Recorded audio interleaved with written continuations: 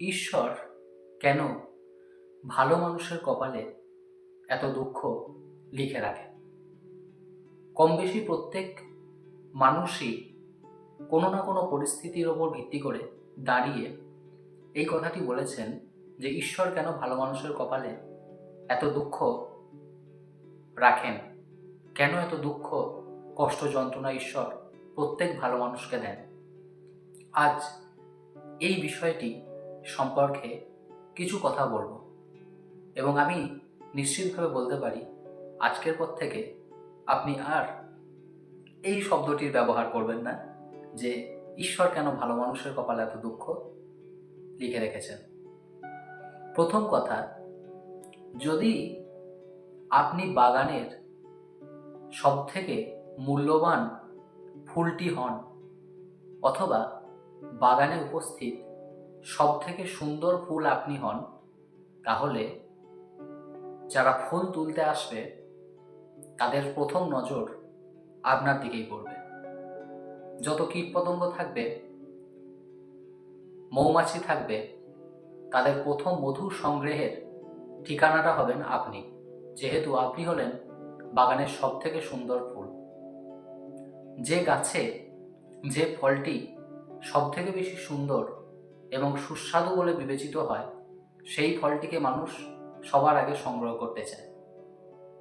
এইরূপভাবে যে জঙ্গলে যে গাছটি সবথেকে বেশি লম্বা এবং মাথা উঁচু করে থাকে, তার মাথাটিকেই কাটার জন্য মানুষ উদগ্রীব হয়ে ওঠে, এবং যে গাছ যত বেশি লম্বা সেই গাছে বাজও কিন্তু সবার আগে পড়ে।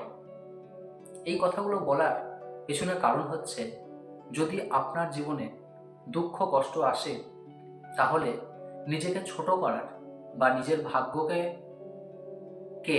দুর্বল ভাবার বা আপনি দুর্ভাগা এটা ভাবার কিন্তু কোনো অবকাশ নেই, বা কোনো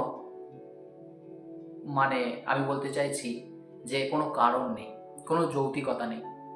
কারণ কি? আপনি বিশেষ কিছু, এই কারণের জন্যই আপনার জীবনে কষ্ট। দেখুন, এটি হলো 1 নম্বর। দ্বিতীয় বিষয় হচ্ছে, খুব ভালোভাবে শুনবেন, দ্বিতীয় বিষয়টি হলো, ঈশ্বর যদি আপনাকে দুঃখ কষ্ট দেন, তাহলে আপনি জানবেন যে এই দুঃখ কষ্ট মানুষের জীবনে হঠাৎ করেই বা যে কোনো কিছু না করেই চলে আসে না। ভগবান গৌতম বুদ্ধ কি বলেছেন জানেন? যে দুঃখ যেমন আছে, দুঃখের কারণ আছে, এবং দুঃখ নিবারণের তেমনি পথও আছে। অর্থাৎ আপনার জীবনে যদি দুঃখ আসে, তাহলে অবশ্যই সেই দুঃখ আসার পেছনে কোনো না কোনো নির্দিষ্ট কারণও আছে, বা কোনো কারণ অতীতে ছিল।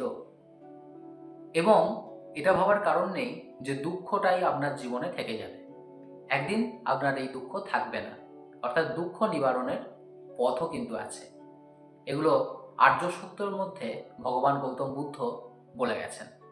এই কারণের জন্য আপনাদেরকে বলবো যে আপনারা যে ধর্ম থেকেই হন না কেন, আপনারা বৌদ্ধ দর্শনকে একটু পড়বেন। এখানকার যে অষ্টাঙ্গিক মার্গ, আর্য সত্য, এই বিষয়গুলো সম্পর্কে জানলে আপনারা জানতে পারবেন প্রকৃত অর্থে জীবন কি, মানুষের জীবনে দুঃখ কেন আসে, এবং এই দুঃখগুলোকে নিবারণ আমরা কি উপায় করতে পারি। সুতরাং আপনার জীবনে যদি দুঃখ আসে, কষ্ট আসে, দুর্দশা আসে, তাহলে এটা ভাববেন না যে আপনি দুর্ভাগা বা আপনি প্রচুর অপরাধ করেছেন। বরঞ্চ এটা ভাবুন যে কেন আপনি কেবল দুঃখের শিকার হচ্ছেন। তার কারণ হচ্ছে ভগবান আপনার পরীক্ষা নিতে চাইছে। এই পরীক্ষা একদিন শেষ হবে, এবং সোনাকে যেমন পুড়িয়ে বা গলিয়ে যেমন খাঁটি সোনা তৈরি হয়, তেমনি আপনি একদিন খাঁটি সোনায় পরিণত হবেন, যেদিন শত দুঃখ কষ্ট আপনাকে কিছু করতে পারবে না। আসলে দুঃখ কষ্ট যন্ত্রণা এইগুলো মানুষের জীবনে মায়াকে কাটাতে সাহায্য করে। যেদিন আপনি আপনার জীবনে মায়াকে কন্ট্রোল করতে পারবেন, নিজের জীবনের ইমোশনগুলোকে কন্ট্রোল করতে পারবেন, সেই দিন দেখবেন অন্যান্য ব্যক্তিদের তুলনায় আপনার জীবনে দুঃখ অনেক কম হয়ে গেছে। সুতরাং মায়ার বন্ধন থেকে মুক্ত হওয়ার চেষ্টা করুন, এবং কর্তব্যের জন্য কর্তব্য করুন। এবং সবথেকে বড় বিষয়টি মনে রাখবেন, ঠাকুর শ্রী রামকৃষ্ণদেব বলেছেন যে কি না, মন দেখো তার প্রতি, অর্থাৎ সৃষ্টিকর্তা। যদি তার প্রতি মন রাখেন তাহলে দেখবেন পৃথিবীর সমস্ত কষ্ট যন্ত্রণা তার নাম নিয়ে আপনি কাটিয়ে ফেলছেন। কিন্তু আমরা জীবনে যত আকাঙ্ক্ষা থাকবে, যত প্রত্যাশা থাকবে, তত বেশি দুঃখও থাকবে। এই কারণে যে মানুষের প্রত্যাশা আকাঙ্ক্ষা যত কম, সেই মানুষ ততই বেশি সুখী। জীবনের সুখ এবং শান্তি এই দুটো জিনিস সম্পূর্ণ আলাদা।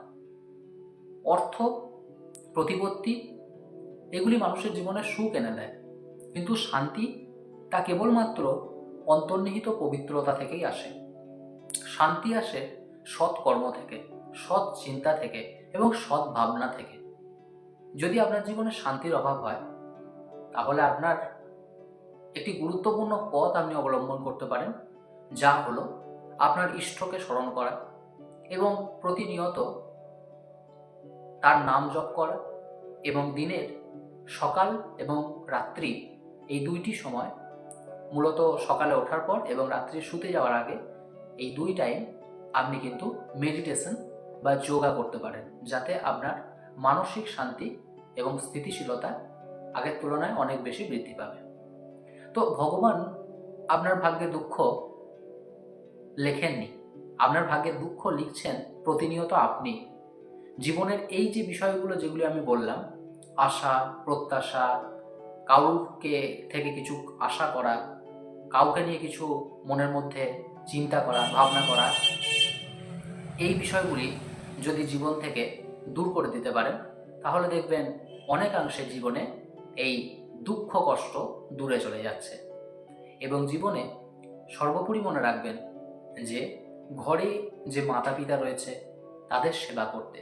যখন আপনারা ঘরে মাতা পিতাকে সেবা করেন, তাদের সম্মান করেন, তাদের যত্ন করেন, তখন সমস্ত যে গ্রহ, সমস্ত যে রাহু, কেতু তথাকথিত যেগুলো বলা হয়ে থাকে, এদের প্রভাব কিন্তু কমে যায় এবং কর্মদেবতা, কর্মফলদাতা শনিদেব অত্যন্ত প্রসন্ন হন এবং তিনি আপনাদের প্রতি সন্তুষ্ট হলে আপনারা কিন্তু শান্তি, সুখ প্রভৃতি ফিরে পাবেন।